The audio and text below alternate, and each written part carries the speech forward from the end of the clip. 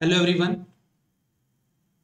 अ very good afternoon. सभी लोग एक बार ऑडियो और वीडियो कंफर्म करेंगे। Am I properly audible and visible? जितने भी लोग मुझे सुन पा रहे हैं, देख पा रहे हैं, एक बार ऑडियो और वीडियो का कंफर्मेशन देंगे। Am I properly audible and visible?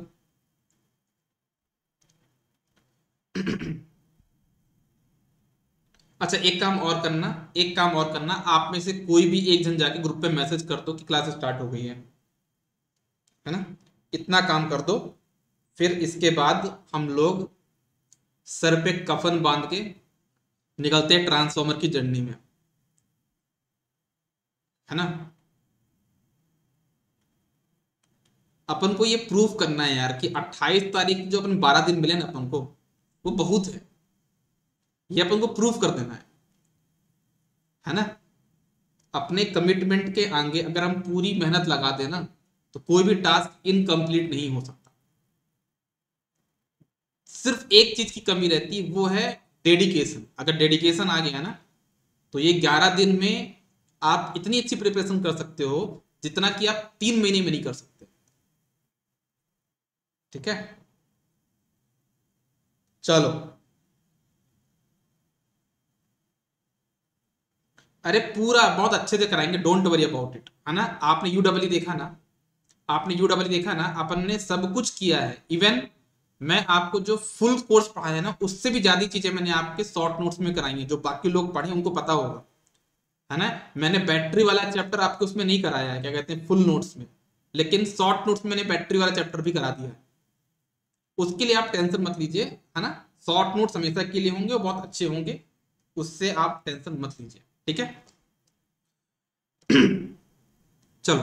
और ये ऐसा नहीं कि सिर्फ एक बार बना रहे हैं, इसको बार बार बनाते जाएंगे शॉर्ट नोट्स को, है ना। इसको और कम करते जाएंगे। हमको इतना लेके आना है कि एक सब्जेक्ट हमारा एक पेज में हो जाए। इतने बार रिवीजन करेंगे ना, चीजें ऑटोमेटिकली याद होती जाएंगी। तो चलिए आते हैं हम लोग अपने सब्जेक्ट पे। ठीक है।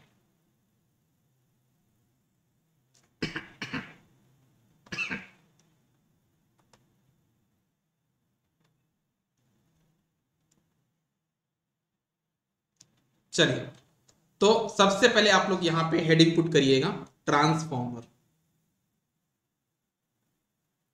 शुभारंभ हम कर रहे हैं किसका, ट्रांसफॉर्मर का।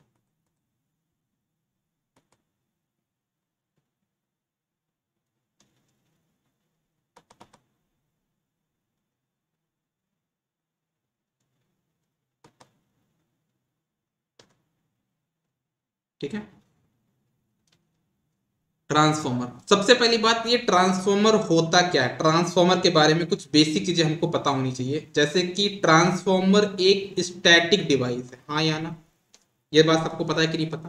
बिल्कुल पता है। ट्रांसफॉर्मर एक कैसी डिवाइस है आपका, एक स्टैटिक डिवाइस है। ठीक है, मतलब इसमें मूविंग पार्ट होता है क्या कोई भी? इसमें मूविंग पार्ट नहीं होता।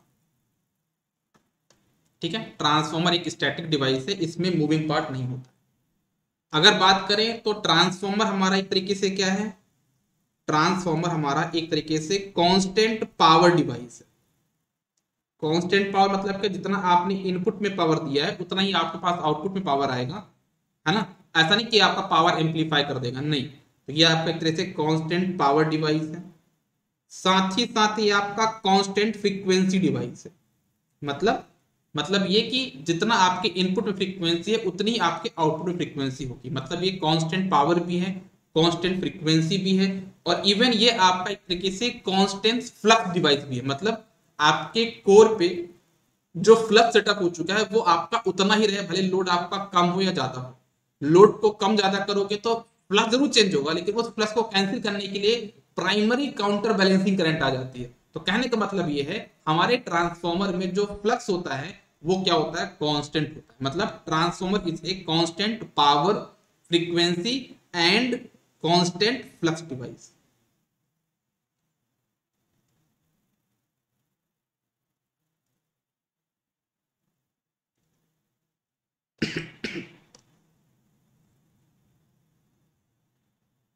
ठीक है। अगर हम ट्रांसफॉर्मर के बारे में और कुछ बोले तो हम ये बोल सकते हैं कि ट्रांसफॉर्मर एक ऐसी डिवाइस है जो कि एक फेज शिफ्ट प्रोवाइड करती है, इनपुट और आउटपुट के वोल्टेज में 180 डिग्री का फेज शिफ्ट प्रोवाइड करती है, इसलिए हम इसको फेज शिफ्टिंग डिवाइस भी बोलते हैं। क्या बोलते हैं? Phase shifting. अच्छा, कोई पूछे कितना फेज शिफ्ट प्रोवाइड करता है, क्या बोलोगे? इनपुट और आउटपुट में कितना फेज शिफ्ट है आपका? 180 डिग्री का फेज शिफ्ट है। कितना आपका? 180 डिग्री का फेज शिफ्ट। ठीक है, आपके इनपुट और आउटपुट में कितना फेज डिफरेंस है? 180 डिग्री का फेज डिफरेंस आपके पास होता है।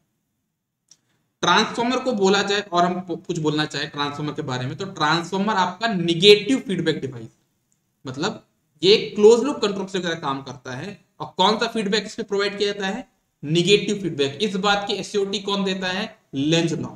लेंज लॉ हमको बताता है कि ट्रांसफॉर्मर में जो हम फीडबैक लगाते हो कैसा आपका निगेटिव फीडबैक है।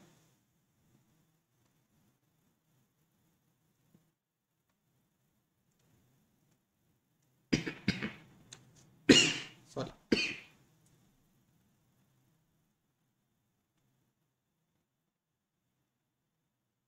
हमारा ये एक तरीके से निगेटिव फीडबैक डिवाइस है। इस बात की एश्योरिटी कौन देता है हमको? लेंज लॉ देता है। ठीक है, ट्रांसफॉर्मर के बारे में और कुछ बोला जाए तो ट्रांसफॉर्मर हमारा क्या एक तरीके से, ट्रांसफॉर्मर हमारे पास यहाँ पे एक तरीके से क्या है आपके पास, क्या बोलोगे ट्रांसफॉर्मर के बारे में? और कि ये एक इलेक्ट्रोमैग्नेटिक एनर्जी कन्वर्जन डिवाइस है। ट्रांसफॉर्मर आपका क्या है? Electromagnetic energy conversion. अगर हम क्या देखें, इंटरनल प्रोसेस को देखते हैं तो ये कब है? अगर हम इसको किसकी तरह देखते हैं, इंटरनल प्रोसेस को देखा जाए तो, है ना, energy, electromagnetic energy conversion device तो है, लेकिन कब है? अगर हम इसकी इंटरनल प्रोसेस के बेस पे बोले तो।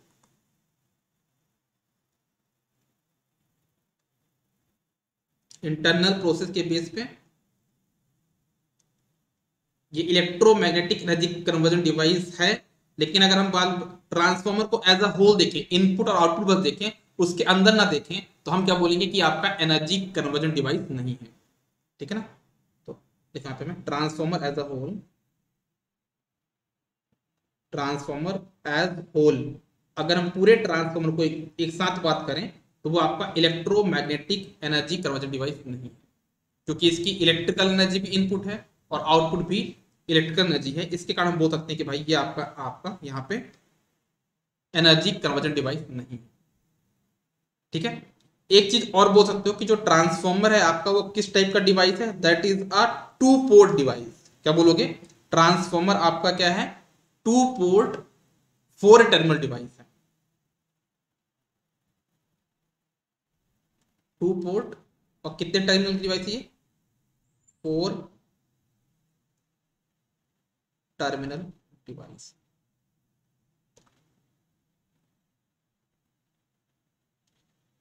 सर क्वेश्चन बहुत हैं, इतने कम टाइम में कैसे करें, है ना? तो आपको सिलेक्टिव होना पड़ेगा, है ना? इतने कम टाइम में हर एक चीज तो नहीं की जा सकती, बट ऐसा कुछ किया जा सकता है कि हम कुछ इतना पढ़ लें कि उसमें सारे क्वेश्चन बन जाए। जरूरी नहीं कि हम क्या करें कि मशीन के 500 क्वेश्चन को पढ़ने बैठ जाए। वो आपको भी पता, मुझे पता है कि अगर आप 500 क्वेश्चन सॉल्व करने बैठोगे तो 12 दिन से मशीन क्वेश्चन सॉल्व कर पाओ।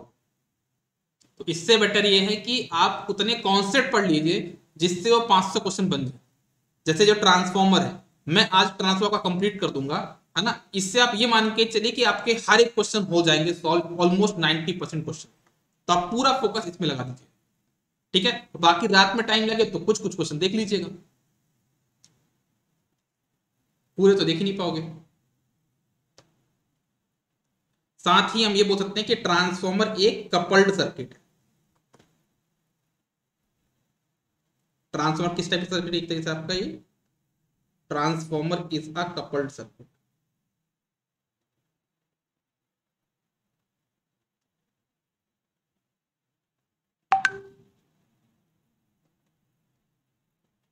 मैं पहले व्हाट्सएप बंद कर देता हूँ लैपटॉप से, नहीं पॉं पॉं की आवाज आती रहेगी, है ना?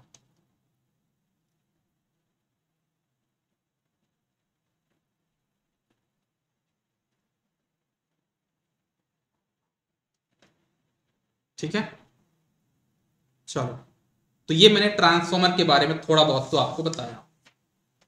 ठीक है, अगर हम यहां पे बात करें ट्रांसफॉर्मर के किसके बारे में, आपका वर्किंग प्रिंसिपल, ट्रांसफॉर्मर का जो किस प्रिंसिपल पे काम करता है, तो क्या बोलोगे, ट्रांसफॉर्मर आपका काम करता है इलेक्ट्रोमैग्नेटिक प्रिंसिपल पे, Faraday's law of electromagnetic principle. तो क्या बोला मैंने यहाँ पे, ट्रांसफॉर्मर किस प्रिंसिपल पे काम करता है,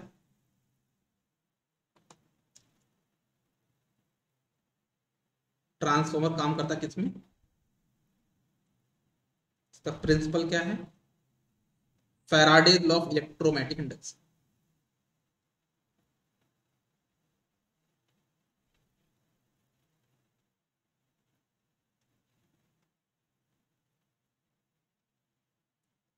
ईएमआई मतलब क्या, इलेक्ट्रोमैग्नेटिक इंडक्शन।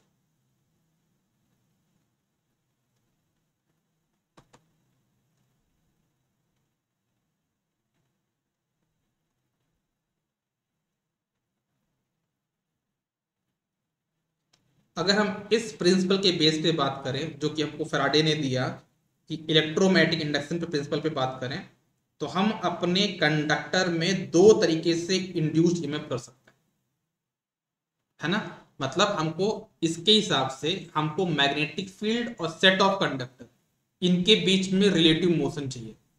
अगर हमको अपने कंडक्टर में ईएमएफ इंड्यूस करवाना है according to Faraday's law of electromagnetic induction, तो इनके बीच में रिलेटिव मोशन होना चाहिए।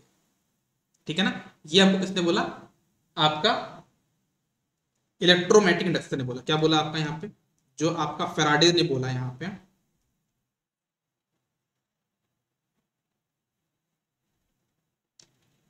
आपका यहाँ पे जो फैराडे ने बोला ईएमआई रूल में, इलेक्ट्रोमैग्नेटिक इंडक्शन रूल में, वो क्या बोला यहाँ पे, आपका आपका यहाँ पे क्या चाहिए आपको, रिलेटिव मोशन। उसने किसकी बात करी यहाँ पे, रिलेटिव मोशन की बात करी। रिलेटिव मोशन, काय के रिलेटिव मोशन चाहिए, to generate, to induce EMF, क्या बोलोगे, टू इंड्यूस ईएमएफ।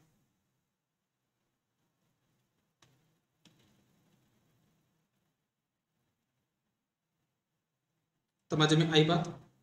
फैराडे ने अपने ईएमआई रूल में, मतलब कि इलेक्ट्रोमैग्नेटिक इंडक्शन रूल में क्या बात कही थी, उन्होंने बात कही थी कि आपके ट्रांसफॉर्मर में या कोई भी चीज है उसमें आपको मोशन चाहिए, रिलेटिव मोशन चाहिए कंडक्टर और मैग्नेटिक फील्ड के बीच में, to get induced EMF.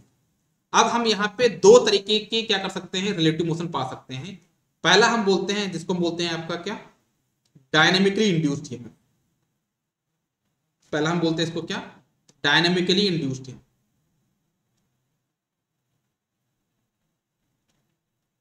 Dynamically induced EMF में क्या होता है कि आप यहाँ पे क्या करते हैं, इसमें आपके पास दो चीज है, कंडक्टर और मैग्नेटिक फील्ड।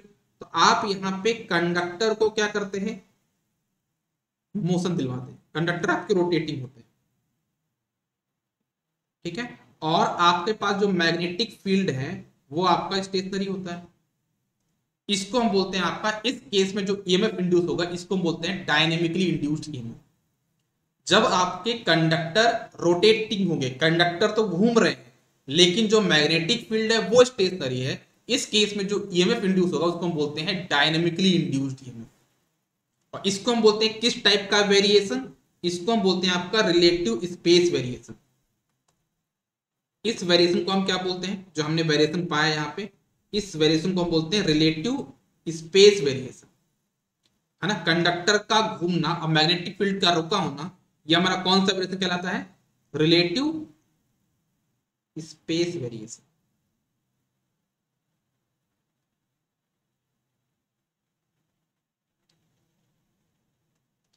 इस डायनेमिकली इंड्यूस्ड ईएमएफ जो हमारे पास आता है just because of relative space variation, relative space variation की वजह से हमको जो डायनेमिकली इंड्यूस्ड ईएमएफ मिलता है, मतलब कंडक्टर को रोटेट करना है, मैग्नेटिक फील्ड को रोकना है, तो कंडक्टर पे ईएमएफ इंड्यूस होगा, उसका जो मैग्नीट्यूड होता है, जो इंड्यूस्ड ईएमएफ का जो मैग्नीट्यूड होगा वो आपको मिलता है किससे, फ्लक्स कट रूल से। किससे मिलता है आपका ये, फ्लक्स कट रूल से मिलता है। ठीक है, ओके।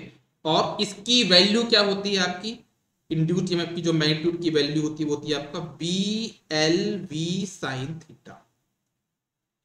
और इसका जो डायरेक्शन है, जो करंट डेवलप होगी, जो ईएमएफ आएगा, उसकी जो डायरेक्शन है वो हमको पता चलती है किसके थ्रू, फ्लेमिंग के राइट हैंड रूल से। Fleming right hand rule. Fleming का राइट हैंड रूल क्या बोलता है, वो ये बोलता है तीन चीजें होती हैं, थंब है ना, आपका ये थंब हो गया, ये आपका हो गया क्या, फोर फिंगर, ये हो गया मिडिल फिंगर। मैं यहां बताता हूं, देखना आपका यहां पे जो थंब है वो क्या बताता है, आपका फोर फिंगर क्या बताता है, और आपका यहां पे मिडिल फिंगर क्या बताता है।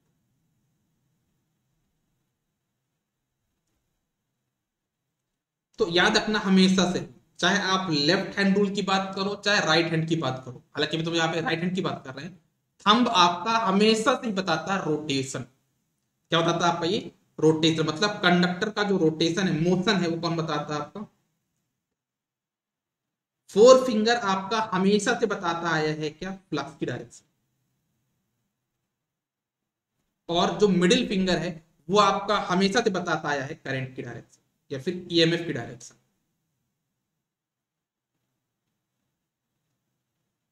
समझ में आया।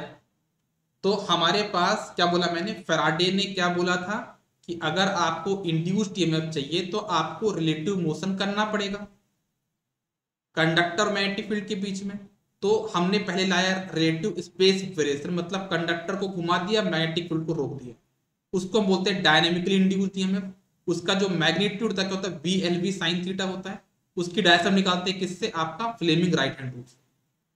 ठीक है, ओके। जो दूसरा हमारे पास होता है उसको हम बोलते हैं आपका क्या, स्टैटिकली इंड्यूस्ड ईएमएफ। क्या बोलते हैं हम उसको, स्टैटिकली इंड्यूस्ड ईएमएफ।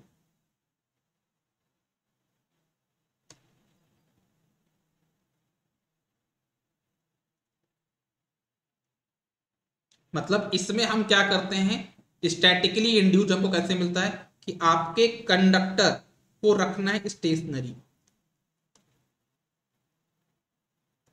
और जो मैग्नेटिक फील्ड है उसको रखना है आपका यहाँ पे मूविंग, मतलब टाइम वेरिंग। ठीक है, तो इसमें जो आपको इंड्यूस्ड ईएमएफ मिलता है उसको हम बोलते हैं बेटा आपका क्या, आपका स्टैटिकली इंड्यूस्ड ईएमएफ। और जो स्टैटिकली इंड्यूस्ड ईएमएफ है उसका कैसा रहता है, कंडक्टर को स्टेशनरी रखना पड़ता है, मैग्नेटिक फील्ड को घुमाना पड़ता है, मैग्नेटिक फील्ड आपका टाइम वेरिंग होगा। तो ये जो अरेंजमेंट है इसको हम क्या बोलते हैं, रिलेटिव टाइम वेरिएशन। इसको हम क्या बोलते हैं आपका, relative time variation.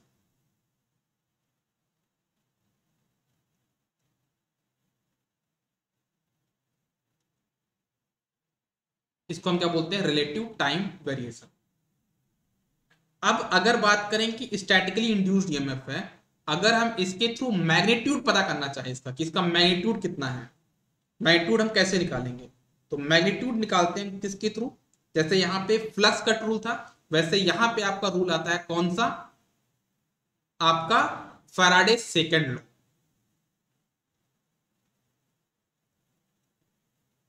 Faraday second law के थ्रू हम यहां पे क्या निकालते हैं आपका, इसका मैग्नीट्यूड। और फैराडे का सेकंड लॉ क्या बोलता है, बोलता है कि आपका जो ईएमएफ इंड्यूस होगा वो rate of change of flux linkage के बराबर होगा। इनने क्या बोला, स्टैटिकली इंड्यूस ईएमएफ के लिए फैराडे के सेकंड लॉ ने क्या बोला कि जो ईएमएफ इंड्यूस होगा वो आपका प्रोपोर्शनल होगा, rate of change of flux linkage के प्रोपोर्शनल होगा। मतलब उन्होंने बोला कि जो ईएस है वो बराबर होगा minus N D phi by T T.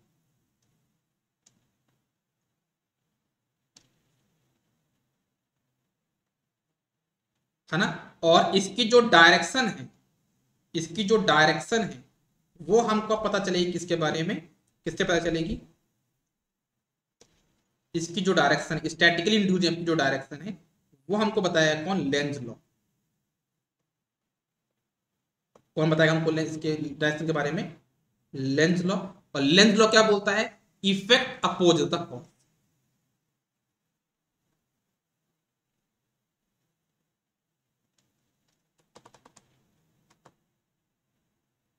Effect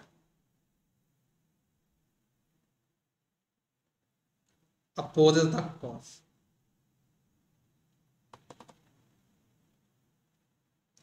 ठीक है, तो यहां पे मैंने दोनों के बारे में बताया है। आई होप आप सबको सारी चीजें यहां तक क्लियर हो गई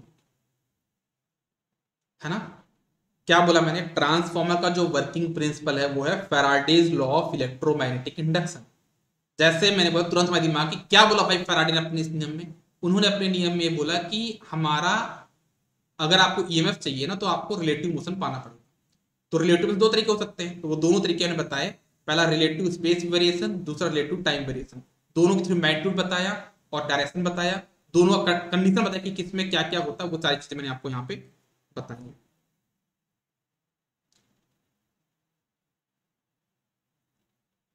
ठीक है, ओके।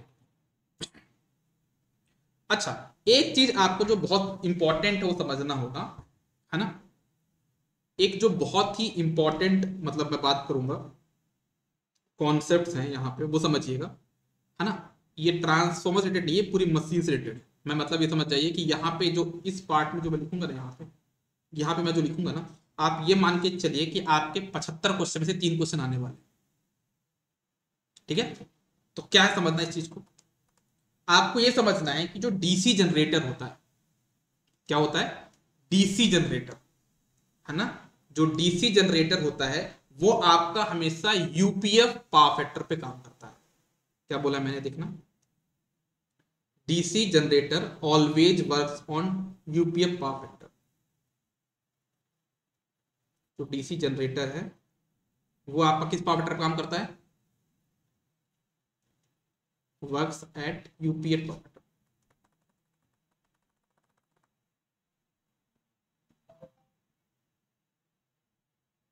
डीसी जनरेटर किस पे काम करता है आपका? ये यूपीएफ पावर फैक्टर पे काम।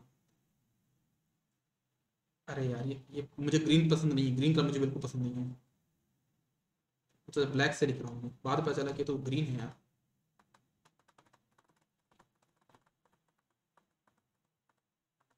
I hate green colour. तो क्या बोला मैंने आपके सामने यहाँ पे? जो डीसी जनरेटर है वो किस पावर फैक्टर में काम करता है? वो यूपीएफ पावर फैक्टर में काम करता है।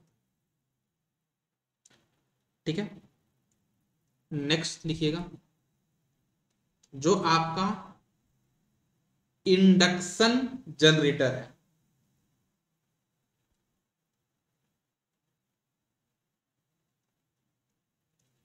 इंडक्शन जनरेटर, वो आपका काम करता है लीडिंग पावर फैक्टर।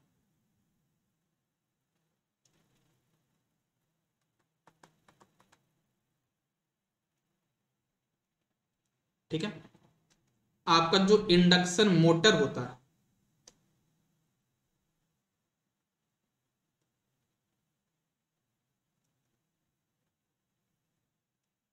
वो आपका काम करता है लैगिंग पावर फैक्टर। ठीक है, आपका जो सिंक्रोनस जनरेटर होता है,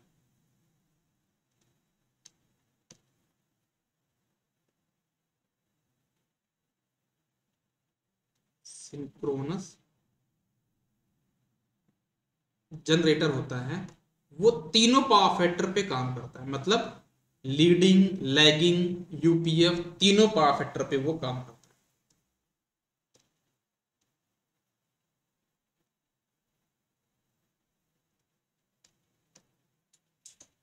जैसे अगर बात करूं मैं इंडक्शन मतलब सिंक्रोनस जनरेटर की बात करूं मैं, वो आपका लैगिंग पावर फैक्टर पे काम कर सकता है, वो आपका यूपीएफ पावर फैक्टर में भी काम करता है, और वो आपका काम करता है लीडिंग पावर फैक्टर पे।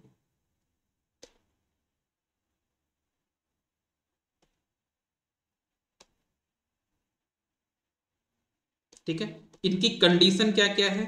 इनकी कंडीशन ये है कि ये लैगिंग में कब काम करता है? जब आपका सिंक्रोनस जनरेटर ओवर एक्साइटेड होता है। क्या होता है ये आपका? जब आपका सिंक्रोनस जनरेटर क्या होता है? Over excited.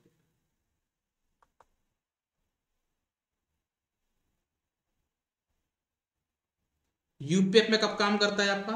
जब आपका यहाँ पे क्या होता है? Normal excitation. जब आपका एक्साइटेशन होता है क्या होता है? नॉर्मल। तो ऐसा हो जाएगा। और जब ये आपका अंडर एक्साइटेड होगा,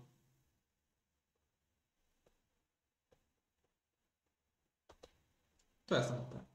तो ये हो गई सिंक्रोनस जनरेटर के बारे में। सिमिलरली अगर हम सिंक्रोनस मोटर के बारे में बात करें, किसकी कहानी की बात करेंगे अभी यहाँ पे? सिंक्रोनस मोटर की।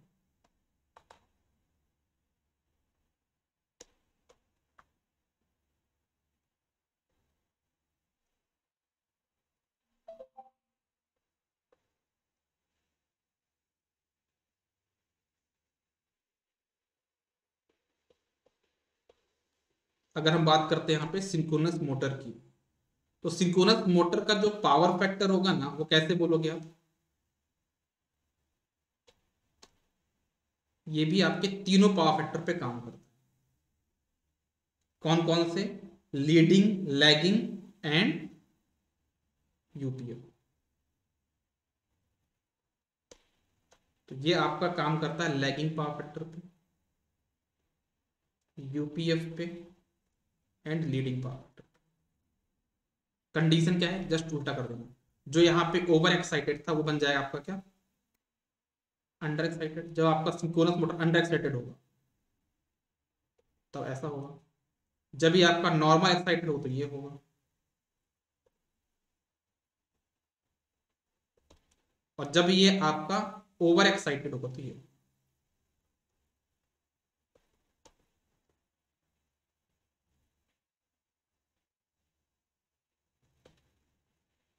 ठीक है, ये हो गई कहानी। एक कहानी और बनती है यहाँ पे कि हम इंडक्शन जनरेटर, देखो हम लोग जनरली किसको यूज करते हैं? Synchronous generator. हम इंडक्शन जनरेटर को हम यूज क्यों करते हैं अगर कभी यूज करना भी पड़ा? तो क्योंकि इंडक्शन जनरेटर में पास मोर नंबर ऑफ पोल हो सकते हैं। तो एक चीज ये लिखिएगा, इंडक्शन जनरेटर इज प्रिफर्ड। जो हमारा इंडक्शन जनरेटर है,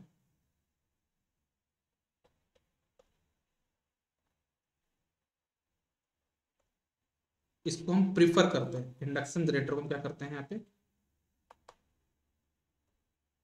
प्रिफर करते हैं। इंडक्शन जनरेटर को प्रिफर करते हैं कब? With more number of poles.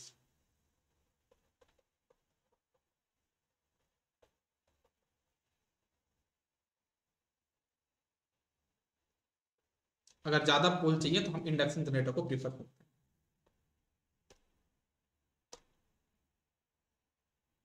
ठीक है। जैसे आपको एक छोटा सा कॉन्सेप्ट और समझना है। जैसे आपको पता होगा कि हमारे पास दो रूल होते हैं, एक होता है फ्लेमिंग राइट हैंड, एक होता है फ्लेमिंग लेफ्ट हैंड। इनमें बड़ा कंफ्यूजन होता है कौन किस में कहाँ यूज होगा, तो इसका भी देख लो कहानी। क्या होता है? एक होता है आपका फ्लेमिंग लेफ्ट हैंड, फ्लेमिंग का लेफ्ट हैंड। एक होता है आपका फ्लेमिंग का राइट हैंड।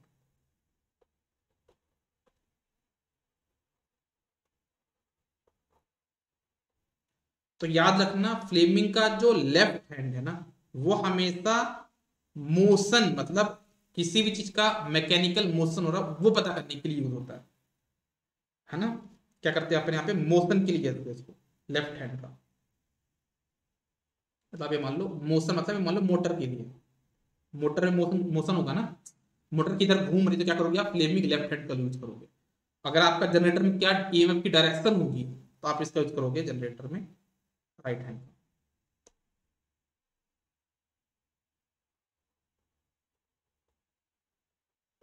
मतलब आप ऐसा ऐसा समझ लीजिए, जो फ्लेमिंग राइट हैंड रूल है वो आपका मैकेनिकल मूवमेंट बताता है कि किस anti clock wise anti clock wise होगा। हाँ, ये आपका मैकेनिकल मोशन बताती है, मैकेनिकल, है ना? और जो राइट हैंड रूल है वो आपका इलेक्ट्रिकल बताता है कि भाई आपका करंट इनवर्ड है या आउटवर्ड।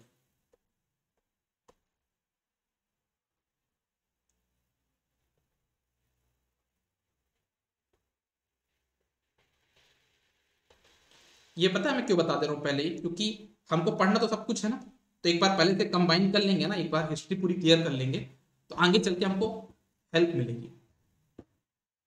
ठीक है ना। हालांकि अब लाइट जा चुकी है, अंकित सर का पेशेंस अब धीरे धीरे खत्म हो रहा है ना। तब भी कोई नहीं, आप लोग का एग्जाम है ना, तो मैं गर्मी सह रहा हूँ। लाइट नहीं है।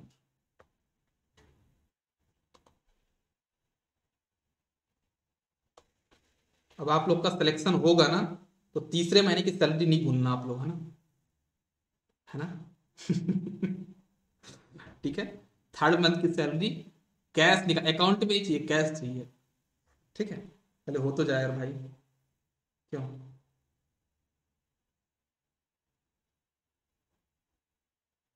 चलो आगे बढ़ते हैं, अपनी कहानी को आगे पहुंचाते हैं थोड़ा सा, थोड़ी सी कहानी को अपन और आगे पहुंचाते हैं। एक चीज याद रखिएगा कि हमारा वोल्टेज रेगुलेशन आगे हम तो निकालेंगे, किसका निकालेंगे, ट्रांसफार्मर का भी निकालेंगे, है ना, उनका भी निकालेंगे, मोटर का भी निकाला, सभी का निकाला हमने। तो हम लोग क्या करेंगे, एक चीज बताता हूं मैं आपको, जो वोल्टेज रेगुलेशन है, ठीक है, जो आपका वोल्टेज रेगुलेशन है, किसका किसका, आपके ट्रांसफार्मर का और सिंक्रोनस जनरेटर का। किसका किसका बताया मैंने, ट्रांसफार्मर एंड सिंक्रोनस जनरेटर। ये आपका डिपेंड करता है किसके ऊपर, लोड पावर फैक्टर के ऊपर। किसको डिपेंड करता है, depends upon load power factor.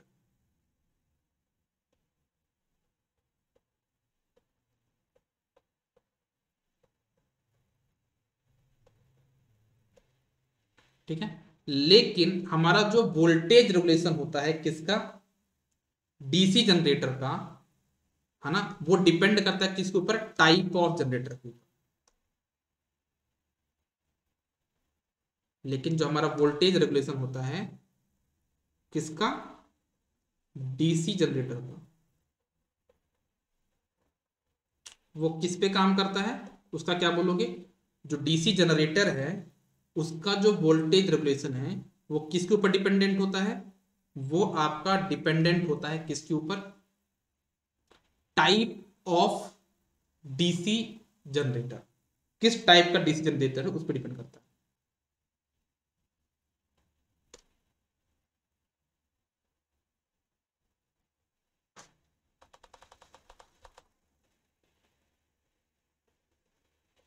Depend upon type of generator.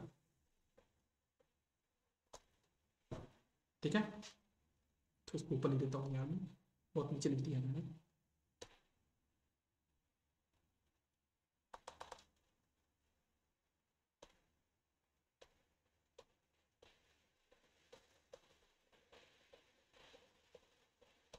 ठीक है। चलो एक चीज और है जो आपको समझनी होगी, कि जो डीसी मोटर होती है ना, किसके बारे में बात कर रहा हूं मैं, डीसी मोटर जो होती है, और three phase induction motor, DC motor and three phase induction motor, ये दोनों ही आपकी सेल्फ स्टार्टिंग होती है। क्या होती है आपकी, ये सेल्फ स्टार्टिंग होती है। जबकि हमारे पास जो सिंगल फेस इंडक्शन मोटर होती है, क्या बोला मैंने आपके सामने, single phase induction motor and three phase synchronous motor, ये दोनों ही आपकी क्या होती हैं, नॉट सेल्फ स्टार्टिंग।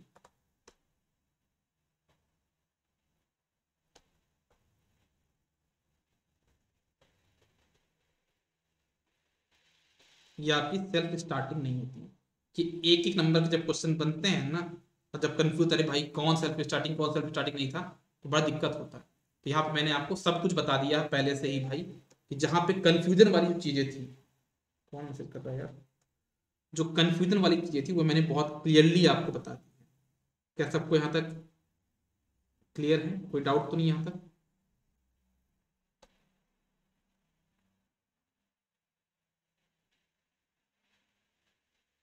चलो, यहां तक क्लियर हुआ सबका? बताइए।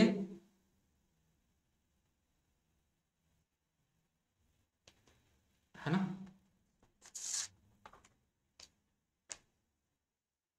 ओके, अब आगे बढ़ते हैं, है ना? ये तो मैंने आपको जो बताया अभी, वो जैसे क्या था, कंक्लूजन था, बाकी सभी मशीन का मैंने बता दिया, बीच में डाल दिया मैंने यहाँ पे। अब मैं आता हूँ फिर से ट्रांसफॉर्मर पे। ट्रांसफॉर्मर मैंने बताया था कि फैराडेज इलेक्ट्रोमैग्नेटिक इंडक्शन के बेस पे डायनेमिकली इंड्यूस्ड एम्प होता है, स्टैटिकली इंड्यूस्ड होता है। स्टैटिकली इंड्यूस्ड एम्प दो टाइप के होते हैं, एक होता है सेल्फ, एक होता है म्यूचुअल, है ना? तो हमारे पास जो स्टैटिकली इंड्यूस्ड ईएमएफ है वो दो टाइप के होते हैं। यहाँ बीच में मैंने अपना जो डाला उसके लिए अलग से था।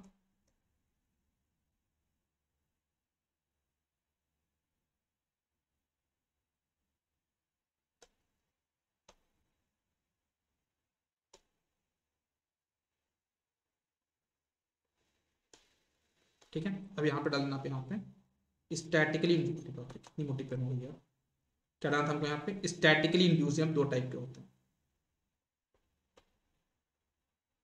स्टैटिकली इंड्यूस्ड ईएमएफ कितने टाइप के होते हैं? दो टाइप के होते हैं।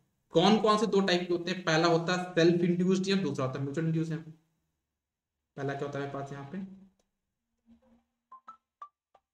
मम्मी का फोन आ रहा है यार। हेलो, नहीं अभी क्लास में।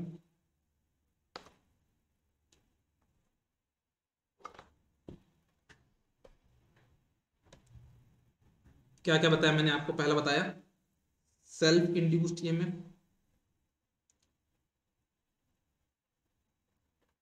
मतलब सेल्फ इंड्यूस्ड पे क्या होगा कि आपका जो इंड्यूस्ड ईएमएफ है ना, वो क्या होगा? Rate of change of with fluxed coil, first coil का आपको वहां पे काउंट करता है। तो आपका यहाँ पे E1 की वैल्यू क्या आ जाती है? आपके पास यहाँ पे ई सेल्फ आता है, यहाँ पे ई सेल्फ आता है माइनस ऑफ N1 d∅dt। ये होता है आपका ई सेल्फ। दूसरा होता है आपका यहाँ पे म्यूचुअली इंड्यूस्ड ईएमएफ। कौन सा दूसरा आपके पास यहाँ पे? Mutually induced EMF.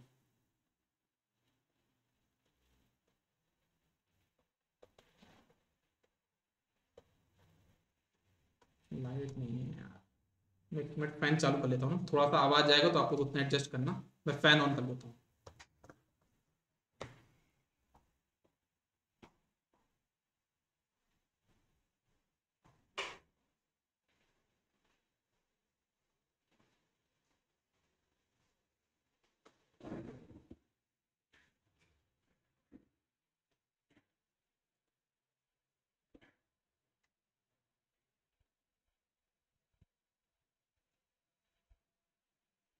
ठीक है, चलो।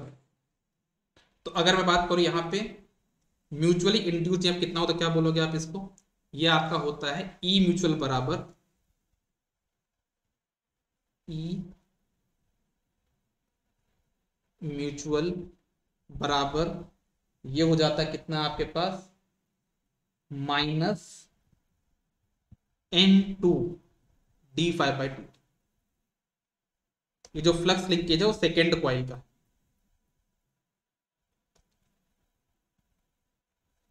इसको हम बोलते हैं mutually induced EMF. E cell कितना होता है? -d∅dt। और ई म्यूचुअल कितना होता है? -N2 d∅dt।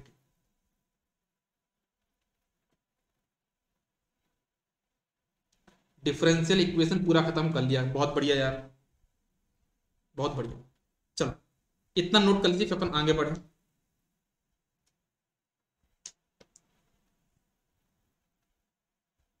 इतना पहले नोट कर लीजिए फिर अपन आगे बढ़े।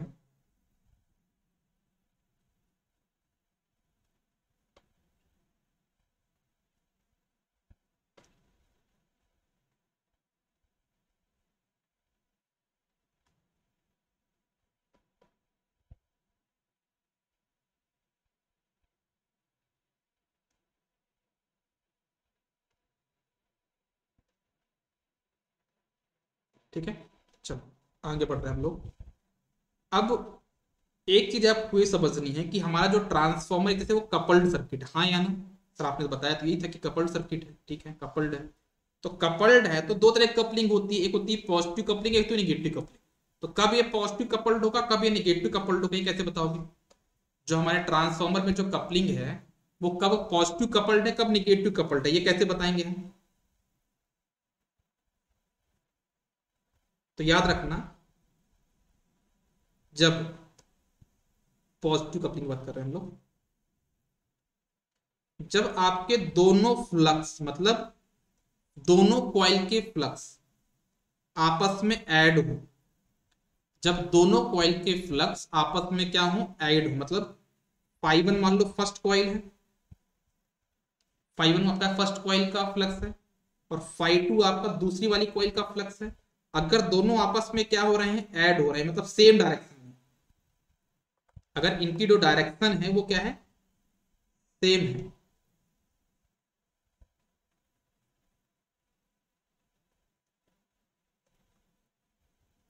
तो उसको हम बोलते हैं पॉजिटिव कपलिंग। ठीक है ना? हम इसको निगेटिव कपलिंग कब बोलेंगे, अपने ट्रांसफॉर्मर को निगेटिव कपलिंग कब बोलेंगे? निगेटिव कपलिंग कब बोलते हैं बताओ जरा इसको। इसको हम निगेटिव कपलिंग कब बोलते हैं, जब दोनों ही फ्लक्स आपस में एक दूसरे के अपोजिट डायरेक्शन में होते हैं, मतलब फाई वन फाई टू की जो डायरेक्शन होगी वो क्या होगी, अपोजिट होगी। उस टाइम पे जो कपलिंग होगी वो क्या होगी, आपकी निगेटिव कपलिंग होगी।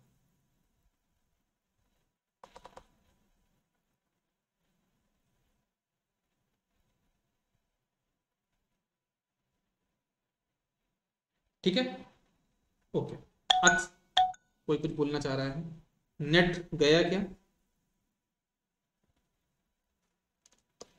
नेट गया क्या? सभी ने हैंड रेस किया एक साथ। अभी सही है कि अभी भी ब्लर है?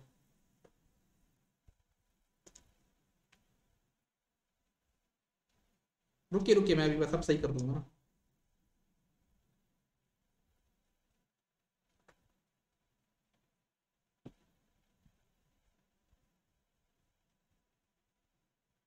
एक मिनट, सही कर रहा हूँ, मैं सही कर रहा हूँ, सही कर रहा हूँ।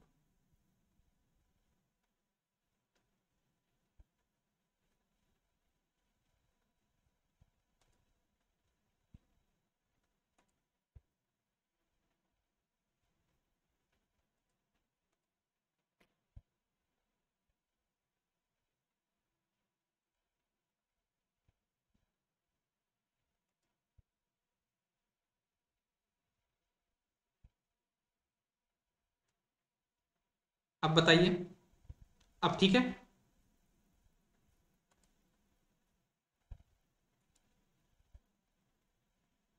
अभी बताइए, अभी ठीक है सभी लोग?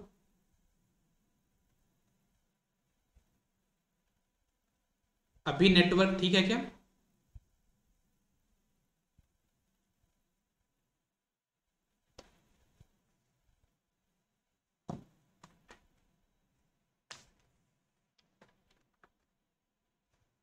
नहीं हुआ, ब्लर है।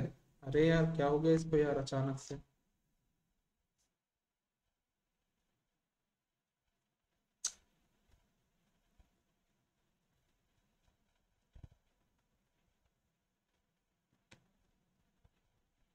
रुको देखता हूँ इसका, मैं देखता हूँ क्या दिक्कत है यार।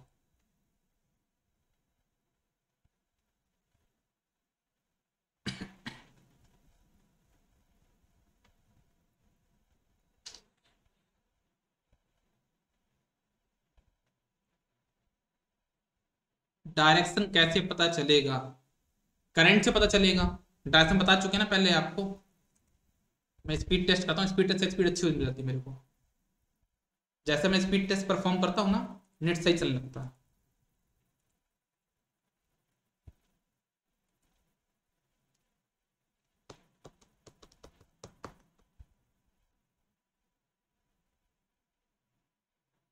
अरे यार कितनी खासी स्पीड है यार, 40-50 Mbps स्पीड आ रही है।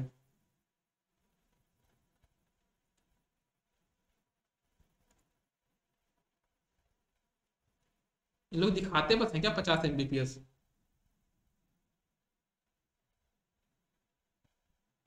डायरेक्शन कैसे पता चलेगा भाई? डायरेक्शन आपको पता चलेगा कैसे? करंट की डायरेक्शन पता करनी पड़ेगी। किसके थ्रू पता करनी पड़ेगी? उसके लिए मैंने बताया है, आप एक बार रिस्टार्ट कीजिए सर। अब रिस्टार्ट तो नहीं करूंगा मैं।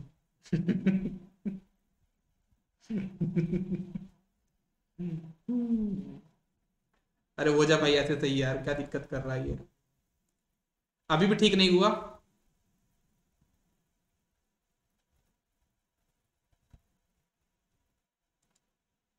अभी भी ठीक नहीं हुआ क्या?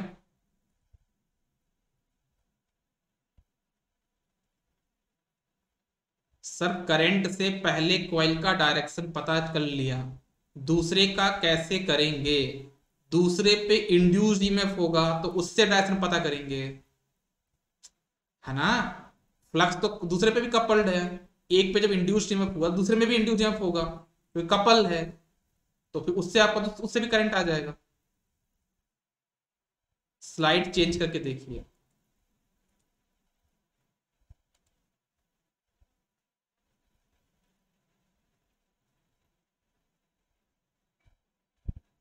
लो भाई स्लाइड चेंज करता हूं, देखो।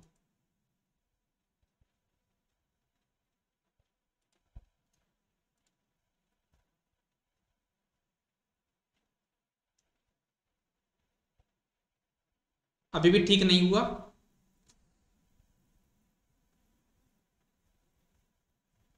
ये बहुत नुकसान हो रहा है अपना, पता है? ये बीच में जो 5 मिनट अपने लाइट चली गई, मतलब ऐसा दिक्कत हो रहा है ना। स्टिल ब्लर, रुको रुको रुको रुको, फिर से देखता हूँ। फिर से ब्रॉडबैंड चेंज किया मैंने।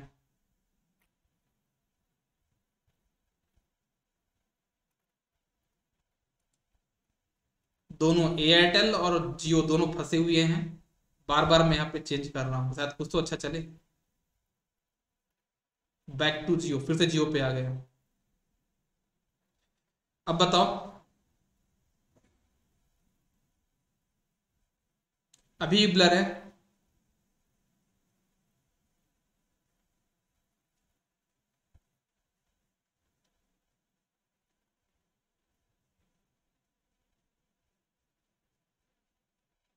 एक बार कंफर्मेशन दो, ब्लर है अभी भी?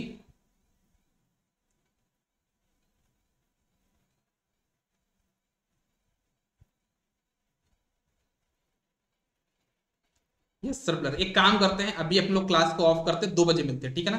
1 घंटे वैसे ही बचे हैं, 1 घंटे बचे, 2 बजे क्लास स्टार्ट करते हैं ना? 2 बजे क्लास स्टार्ट करते हैं, 2 बजे क्लास स्टार्ट करते हैं। आप लोग 1 घंटे रेस्ट कर लो, खाना पीना खा लो, है ना? उसके बाद मिलते हैं 2 बजे, ठीक है? सभी लोग शार्प 2 बजे आ जाइएगा।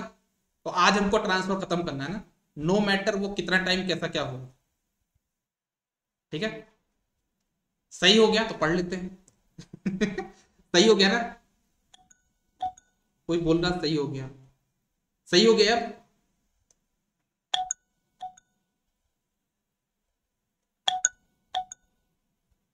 सही हो गया, सही हो गया। चलो चलो आ जाओ आ जाओ, फिर नहीं कर रहा है क्लास, कैंसिल नहीं कर रहे भाई, रुक जाओ रुक जाओ रुक जाओ। सब कोई थपा थप हैंड रेस किए जा रहे हैं, नहीं कर रहा है भाई, पढ़ा रहे हैं पढ़ा रहे हैं। चलो पढ़ते हैं अभी अपन, है ना? अभी नहीं जा रहे कहीं पे भी। चलो इतना क्लियर तो हो गया, है ना? अब अगर हम बात करें कंस्ट्रक्शन की, ट्रांसफॉर्मर के कंस्ट्रक्शन, अच्छा एक चीज और याद रखना, जो कपलिंग है ना, पॉजिटिव कपलिंग नेगेटिव कपलिंग, वो कभी भी सेंस पे डिपेंड नहीं करता, है ना? वो आपकी फाइव और फाइव की वजह से डिपेंड जरूर करेगा, बट वो सेंस पे डिपेंड नहीं करता है। लिखना आप लोग यहाँ पे, coupling does not depend on sense.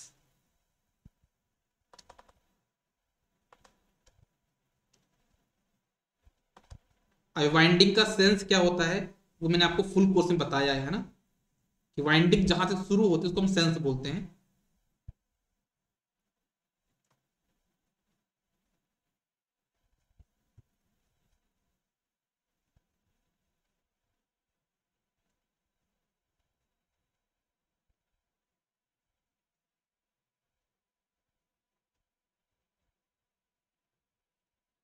ठीक है ना? जो कपलिंग है वो सेंस पे डिपेंड नहीं करता। अब अगर हम बात करें यहाँ पे कंस्ट्रक्शन की, ठीक है ना? अब हम यहाँ पे बात करते हैं अपने ट्रांसफॉर्मर के कंस्ट्रक्शन की।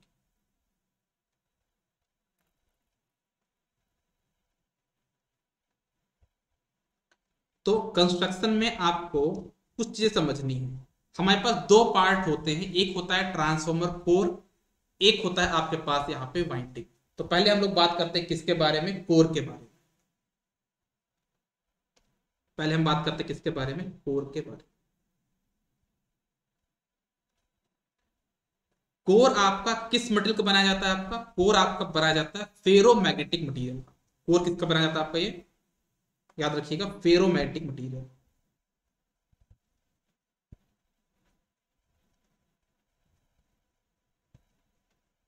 ठीक है। और आपका जो बनाया था किसका बनाया जाता है, वो आपका सिलिकॉन स्टील का बनाया जाता है।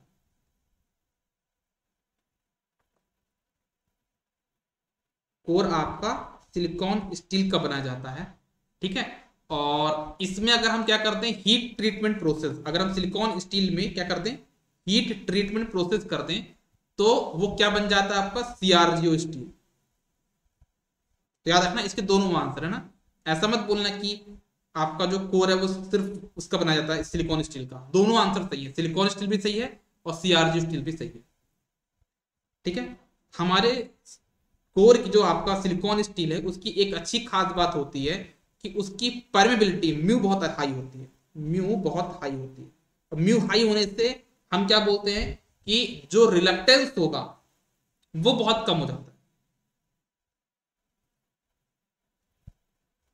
जब रिलक्टेंस कम हो जाता है तो हमको बहुत ही मिनिमम करंट चाहिए होती है फ्लक्स के क्रिएशन के लिए। अगर म्यू बहुत ज्यादा है तो रिलक्टेंस कम होगा, अगर म्यू ज्यादा है तो रिलक्टेंस कम होगा, जिससे हमारा करंट जो रिक्वायर्ड है, करंट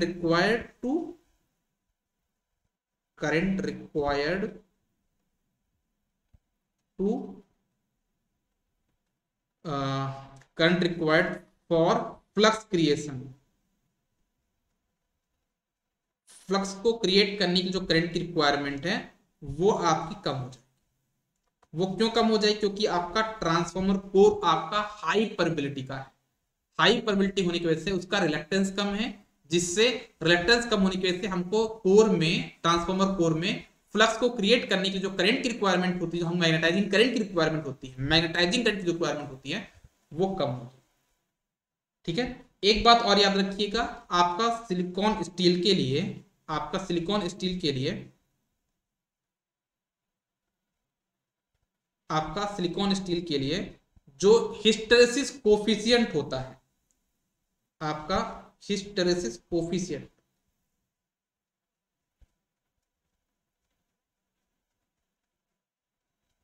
उसकी वैल्यू होती है 1.6। सिलिकॉन स्टील के लिए हिस्टेरेसिस कोफिशिएंट की वैल्यू होती है 1.6। हम अपने कोर में सिलिकॉन ऐड कर रहे हैं, कितना ऐड कर रहे हैं, 4 से 5% सिलिकॉन ऐड कर रहे हैं। क्यों कर रहे हैं, क्यों कर रहे हैं, जिससे हमारी कोर की कंडक्टिविटी कम हो जाए। कोर की कंडक्टिविटी, वाइंडिंग की नहीं भाई, है ना, कोर की कंडक्टिविटी कम हो जाए, जिससे हमारा एडी करंट लॉस क्या हो जाए, कम हो जाए, जिससे हमारा एडी करंट कम हो जाए। हम इसको ज्यादा और ऐड नहीं कर सकते, हम इसको 4 से 5% सिलिकॉन बस ऐड करते हैं। ज्यादा ऐड करने पे हमारा जो कोर हो जाएगा ना, वो ब्रिटल हो जाता है। Not more than 4 to 5%। Core क्या हो जाएगा, ब्रिटल बन जाएगा। ब्रिटल मतलब टूटने लायक, टूट जाएगा, बिखर जाएगा, जैसे कांच बिखर जाता है ना, उस टाइप।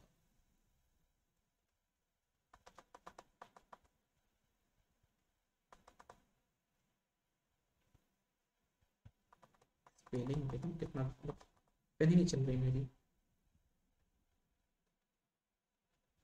ठीक है। अगर आप 4 से 5% ज्यादा मिलाओगे तो आपका यहाँ पे क्या हो जाएगा, कोर ब्रिटल बन जाएगा। क्या क्या बताया मैंने आपको कोर के बारे में। सबसे पहले तो कोर आपका बनाया जाता है फेरोमैग्नेटिक मटेरियल का, सिलिकॉन स्टील का बनाते हैं, सीआरजी स्टील का बनाते हैं। सिलिकॉन स्टील पे हम लोग हीट ट्रीटमेंट प्रोसेस करते हैं तो वो सीआरजी स्टील में कन्वर्ट हो जाता है। हम इसकी हाई परमेबिलिटी लेते हैं, मतलब उससे रिलेक्टेंस कम होगा, रिलेक्टेंस कम होगा तो हमारे कोर पे जो फ्लक्स क्रिएट करना है उसके लिए जो करंट की रिक्वायरमेंट होगी, मतलब जो मैग्नेटाइजिंग करंट रिक्वायर्ड होगी वो कम होगी। हमारे सिलिकॉन स्टील के लिए जो हिस्टैरिसीस कोएफिशिएंट की वैल्यू होती है 1.6 होता है। हम इसमें 4 से 5% सिलिकॉन मिलाते हैं, ठीक है, जिससे हमारे कोर की कंडक्टिविटी कम होगी तो एडी करंट कम होगा, है ना। और एडी करंट कम करने के लिए हम 4 से 5% ज्यादा सिलिकॉन नहीं मिलाते हैं, क्योंकि अगर उससे ज्यादा मिलाएंगे तो हमारा कोर ब्रिटल बन जाएगा, ठीक है। एक क्वेश्चन और बनता है कि हमारा जो सिलिकॉन स्टील है उसका स्ट्रक्चर कैसा होता है, उसका स्ट्रक्चर कैसा होता है, ये भी क्वेश्चन बनता है,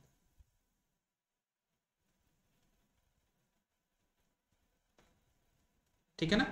उसका स्ट्रक्चर कैसा होता है ये भी क्वेश्चन बनता है कि हमारा जो सिलिकॉन स्टील है उसका स्ट्रक्चर होता है, आपने मटेरियल साइंस में पढ़ा होगा बीसीसी। बीसीसी मतलब क्या, बॉडी सेंटर्ड क्यूबिक होता है। ये क्वेश्चन बनता है आपसे। क्या बोला मैंने आपका, सिलिकॉन स्टील का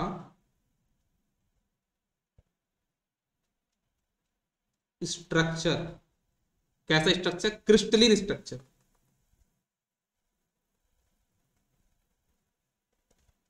क्रिस्टलिन स्ट्रक्चर कैसा होता है आपको होता है बीसीसी, मतलब बॉडी सेंटर्ड क्यूबिक। इसको हम क्या बोलते हैं,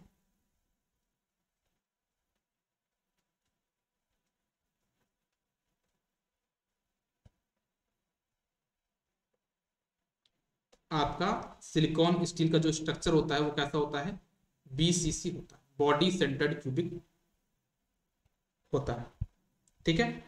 इनमें एक छोटा सा आपको क्वेश्चन बनता है कोर के मामले में ही, मैग्नेटाइजिंग कर्व का कैसे बनता है देखना, वो ऐसा कुछ बनता है, मैं बना के दिखाता हूं आपको। मतलब आपको ये बताना कि सबसे सुपीरियर कोर कौन सा है। ये आपका हो गया बी, यहाँ पे मतलब फ्लक्स हो गया, ये आपका हो गया यहाँ पे करंट, या फिर हम इसको बोलते हैं यहाँ पे बी, यहाँ पे होता है आपका एच, बी एच का, ठीक है। सबसे अच्छा जो परमिबिलिटी हमको मिलता है किसका मिलता है, सीआरजीओ का, सीआरजीओ हो गया। फिर इसके बाद आता है आपका सिलिकॉन स्टील, इसके बाद आता है आपका माइल्ड स्टील, माइल्ड स्टील। फिर इसके बाद आपके पास आता है यहाँ पे कास्ट आयरन,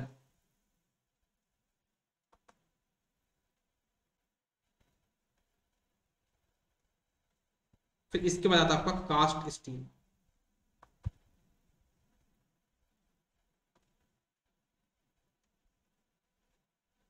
तो सबसे बेस्ट क्या आपका सीआरजीओ, इस कर्व से देख सकते हो ना, सबसे बेस्ट क्या आपका सीआरजीओ, उसके बाद silicon steel, mild steel, cast iron, cast steel, ठीक है। बीसीसी क्या है, बॉडी सेंटर्ड क्यूबिक है। फिर से ब्लर,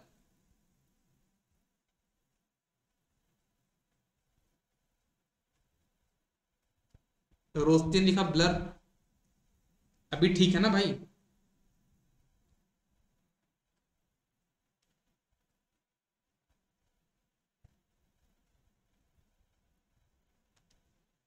सही है,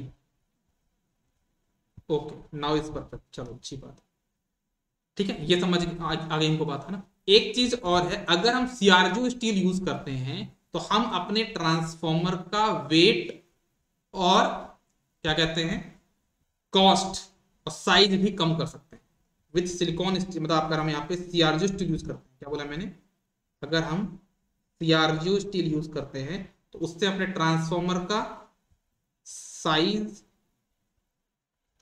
और वेट को कम कर सकते, ठीक है ना। क्योंकि हमारे पास सीआरजू के लिए क्या हो जाएगा, म्यू की वैल्यू बढ़ जाएगी, सीआरजू स्टील के लिए म्यू की वैल्यू बढ़ जाएगी।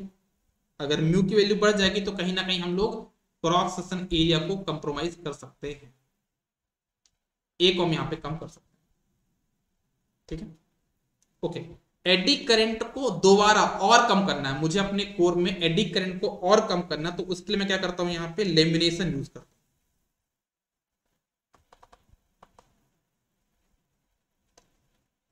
मैं यहाँ पे क्या यूज करता हूं, लेमिनेशन यूज करता हूं। Lamination of core. क्यों करते हैं? कोर का हम लोग लेमिनेशन करते हैं, क्यों? एडी करंट को और कम करना है, क्योंकि हम इसमें सिलिकॉन स्टील को कम कर तो नहीं कर पाए, ज्यादा नहीं बढ़ा पाए थे, तो हमको एडी करंट को और कम करना पड़ेगा। तो कैसे किया हमने? वो हमने कम किया है कोर को लेमिनेट करके। लेमिनेशन करने से क्या होगा? आपका एडी करंट आपका कम हो जाएगा।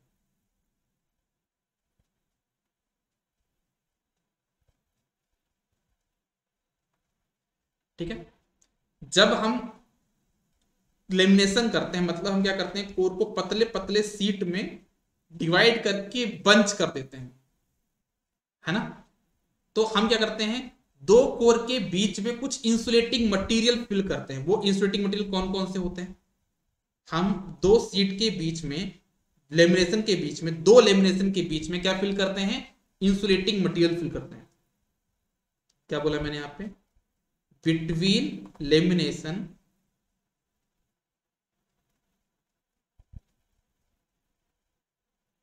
हम क्या फिल करते हैं यहाँ पे? इंसुलेशन। कौन कौन से इंसुलेशन फिल करते हैं? तो याद रखिएगा, एक होता है आपका यहाँ पे क्या, एक आपके पास यूज होता है यहाँ पे ऑर्गेनिक पेंट। इसको हम क्या बोलते हैं? Organic paint.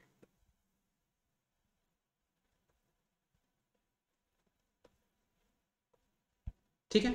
या फिर हम क्या करते हैं यहाँ पे, इनऑर्गेनिक पेंट भी यूज करते हैं। ऑर्गेनिक पेंट भी यूज करते हैं या फिर इनऑर्गेनिक पेंट यूज करते हैं।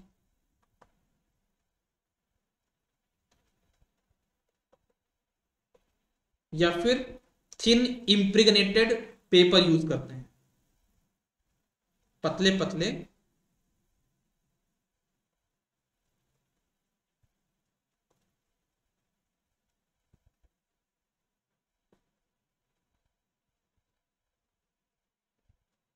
थिन इम्प्रिग्नेटेड पेपर यूज करते हैं।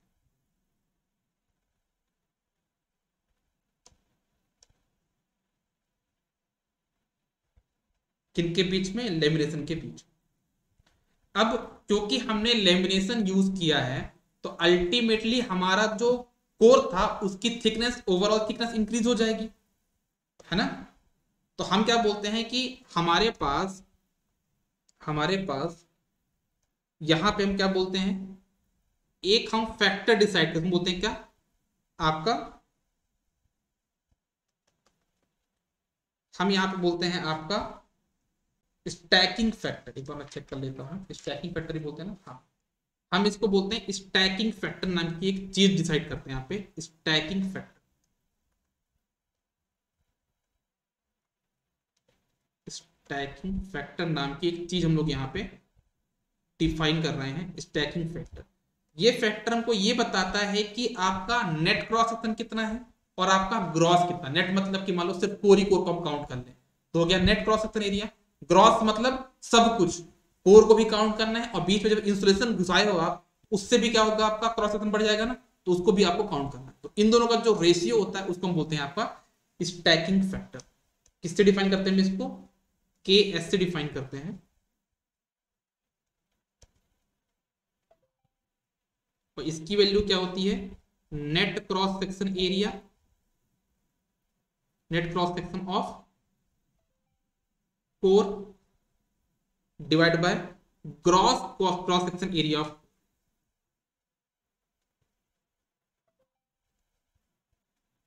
Gross cross section area of core.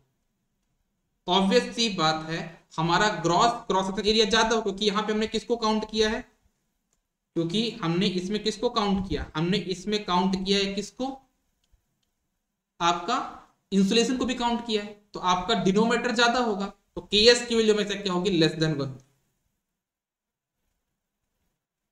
KS की वैल्यू हमेशा क्या होगी यहाँ पे?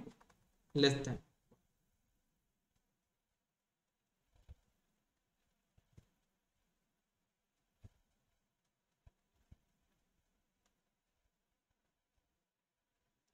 केएस की वैल्यू आपकी यहाँ पे हमेशा क्या होगी? लेस देन 1 होगी। ठीक है। कभी कभी क्या होता है कि जैसे मैंने लेमिनेशन किया और जब मैं उसको बंच आउट करता हूं, बंचिंग करता हूं, तो वो प्रॉपर अच्छे से कसते नहीं है, ढीले रह जाते हैं। है ना। कभी कभी जब उनको बंचिंग करते हैं ना, सभी लेबल्स को मिला के नट से कसते हैं, जब नट से कसते हैं तो क्या हो जाता है, कभी कभी वो प्रॉपर आपका स्टैगरिंग नहीं होता, उसको बोलते हैं कोर स्टैगरिंग। नट के थ्रू कसने को हम क्या बोलते हैं, कोर स्टैगरिंग, तो वो प्रॉपर नहीं होता है, तो उससे हमको दिक्कत जाती है। वो दिक्कत क्या जाती है आपका, मैग्नेटोस्ट्रिक्शन। मतलब आपके देखो, मैग्नेटोस्ट्रिक्शन एक फिनोमिना है जिसमें क्या होता है आपके पास कि मैग्नेटाइजेशन में जब कोर का मैग्नेटाइजेशन होता है तो उसमें उसकी लेंथ बढ़ती है कोर की, और जब डीमैग्नेटाइज कोर लेंथ कम होती है। तो आप ये समझो कि आपस में 10-5 पेज हैं आपकी कॉपी के, है ना, उनकी लेंथ बढ़ रही है, कम हो रही है, लेंथ बढ़ रही कम हो रही है, तो वो आपस में टकराएंगे क्योंकि स्टैगरिंग प्रॉपर हुई नहीं है, तो एक हमिंग नॉइज क्रिएट होती है ना। तो एक आपके पास यहाँ पे क्या होती है, हमिंग नॉइज क्रिएट होती है।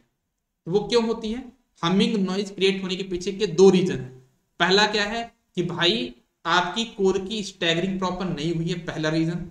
दूसरा रीजन कि जब मैग्नेटोस्ट्रिक्शन फिनोमेना के अकॉर्डिंगली कोर की लेंथ बढ़ती है घटती है, बढ़ती है घटती है, तो आपस में टकराते हैं, और उन्हीं के टकराने की वजह से क्या मिलती है आपका, हमिंग नॉइज आता है। अगर कोर की स्टैगरिंग प्रॉपर कस दे तो उस केस में क्या होगा, इनकी लेंथ बढ़ेगी लेकिन टकराएंगे नहीं। क्यों नहीं टकराएंगे, क्योंकि आपने कोर की स्टैगरिंग बहुत अच्छे से करी है, तो आपको हमिंग नॉइज भी देखने को नहीं मिलेगा। मतलब ये समझ लीजिए, अगर हमने लेमिनेशन यूज नहीं किया है, अगर हमने लेमिनेशन यूज नहीं किया, एक सॉलिड कोर है, तो क्या वहां पे हमिंग नॉइज होगी, वहां पे हमिंग नॉइज नहीं होगी। तो मैंने क्या बताया आपको यहां पे,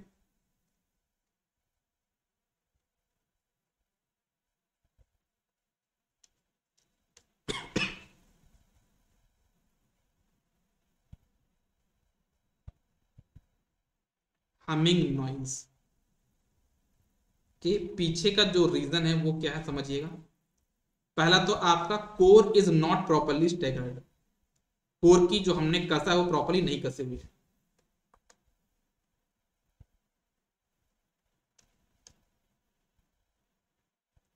कोर को नॉट प्रॉपरली स्टैगर्ड, स्टैगर्ड मतलब कसना, ठीक है ना, नीचे लिख देता हूं मैं।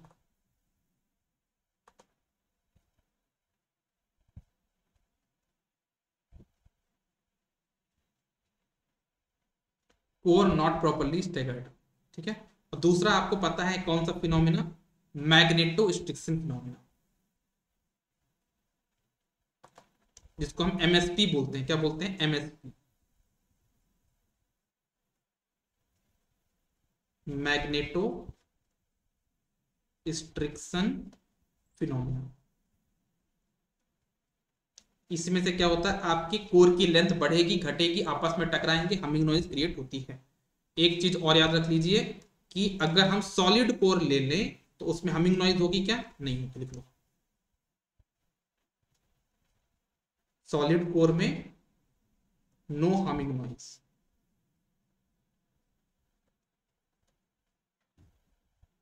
ठीक है।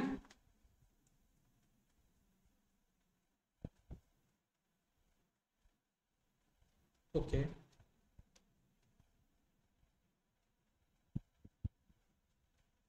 अब के एस की वैल्यू लिख लेना। के एस की वैल्यू कितनी होती है, 0.5 से 0.95 होती है। के एस की वैल्यू यहाँ पे लिखना मैं भूल गया था, 0.9 से 0.95 होती है, 0.5 से लेके 0.95 तक इसकी वैल्यू होती है। के एस इक्वल टू बाई 3 अगर होगा तब सिलिकॉन प्लस सिलिकॉन 3, हाँ ऐसा समझ सकते हो, ऐसा समझ सकते हो, बिल्कुल बिल्कुल बिल्कुल बिल्कुल बिल्कुल बिल्कुल, बहुत बढ़िया, बिल्कुल सही बोला था आपने। कोर अगर हम प्रॉपरली स्टैग होगा तब भी हमिंग नॉइज आएगी, एमएस प्रॉपरली की वजह से नहीं नहीं आएगी। लिखा ना मैंने, सॉलिड कोर अगर हुआ, अगर सॉलिड कोर हुआ तो हमिंग नॉइज नहीं आएगी। मतलब प्रॉपर स्टैगर्ड मतलब कि बीच में गैप ही नहीं है, ठीक है ना, ठीक है ना। प्रॉपर स्टैगर्ड मतलब एक तरह से आइडियली स्टैगर्ड मतलब कि दोनों आपस में टकराएंगे ही नहीं।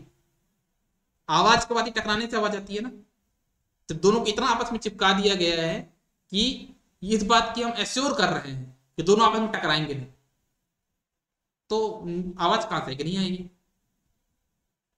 ठीक है। तो चलो अपन एक काम करते हैं यार, अपन को 2 बजे फिर से क्लास लेनी है, थोड़ा सा रेस्ट कर लेते हैं, ठीक है, फिर मिलते हैं 2 बजे। इसके आगे का जो हमारा टाइप है ना, क्या बोलेंगे, कोर टाइप और सेल टाइप में डिफरेंस देखना है, तो उसके बाद हम लोग 2 बजे वाली क्लास में देखेंगे।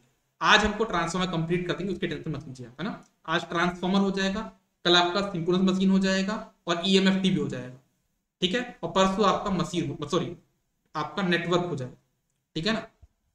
तो मतलब 18 तारीख तक हम लोग ऑलमोस्ट 60% पार्ट कर चुके हैं। अगर हम लोग देखेंगे ना, क्या कहते हैं, 18 तारीख तक, मतलब परसों 18 तारीख हो जाएगी, उसके पहले हम लोग 60% कर चुके हैं। बचेगा पावर सिस्टम, तो पावर सिस्टम की भी स्ट्रेटजी बनाएंगे कुछ ना कुछ। पावर इलेक्ट्रॉनिक्स में करा दूंगा आपका ना, पावर इलेक्ट्रॉनिक्स टेंशन मत लीजिए, पावर इलेक्ट्रॉनिक्स में आपका करा दूंगा। आपको अगर सिलेक्शन पाना है तो थोड़ा बहुत टाइम आप लोग नॉन टेक पोर्शन को भी दीजिएगा, है ना। 25 नंबर का वो भी आएगा सिलेक्शन, वो भी आपका मैटर करेगा, तो 25 नंबर के थोड़ा बहुत हाथ पैर मार लीजिएगा, ठीक है। चलिए मिलते हैं अभी 2 बजे। Good day.